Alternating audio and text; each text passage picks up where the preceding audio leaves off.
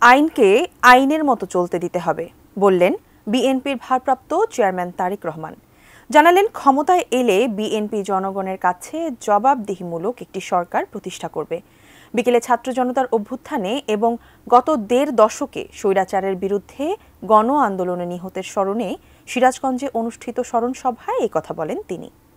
একটি রাজনৈতিক দল হিসেবে আমরা বিশ্বাস করি, যখন দেশে জনগণের কাছে জবাবদিহিমূলক, জনগণের সামনে জবাবদিহিমূলক একটি ব্যবস্থা থাকবে, তখনই যারা সরকার পরিচালনা করবে তারা জনগণের কথা চিন্তা করবে।